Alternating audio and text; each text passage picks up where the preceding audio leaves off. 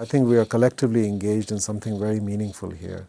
Because if we can truly impact and move the ball on this question of creating greater trust in our organizations and in our corporations, we will actually start to make a difference in terms of how those corporations impact the world. And we will actually start to solve many of the problems and the crises that we face collectively today at a global level.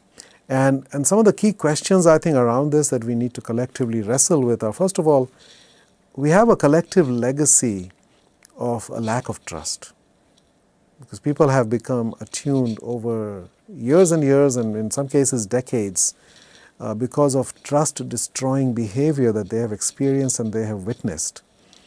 You know, people are as equally impacted by something they see as something that happens to them. So they didn't get fired, but their colleague got fired. And you know, the way that it happened and the reasons it happened may not have been legitimate. So again, there's that legacy of trust-destroying behaviors. How do we overcome that? How do we send a clear signal that in fact it's going to be different? We are going to operate in a different way. So the first question I have for us is, how can we overcome a collective legacy of trust-destroying behavior that has occurred in our company but also in other companies? And that is part of what everybody's bringing to the current reality, their experience with business at large. The second one is about how can we measure the progress that we are making on this question. You know, is this something that is amenable to measurement? Again, doesn't have to be fully quantified, but are there ways in which we can gauge?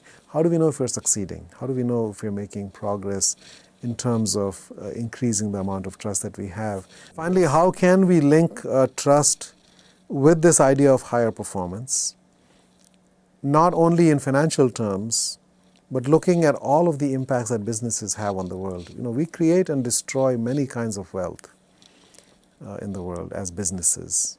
And financial wealth is only one of them, but there's also social wealth, and there's cultural wealth, and there's intellectual wealth, and there's even spiritual and environmental wealth. And we tend not to look at those other elements, and we tend to focus on the one. The fact is, you could be creating one kind of wealth while destroying 5 other kinds of wealth. So we need to look at the overall impact that we're having on the world. And seeing how trust plays into that, I think, is very critical. Because I believe that trust is in fact one of the major drivers of that kind of holistic way of thinking about creating wealth and value. But we need to make that link even more clear so that our leaders understand the power of this. And finally, I'd like to say that for our community to think about how important this area of trust is, that being trusting and being trustworthy are some of the highest things that human beings can aspire to. They reflect the highest aspects of being, what it means to be human. And as Gary Hamel has said, we need to build organizations that are as human as the people who work there. So we need to create organizations where trust is, as one of the higher human virtues, is a pervasive element of those cultures. And that is certainly a challenge that is worthy of all of our collective efforts in this year. Thank you.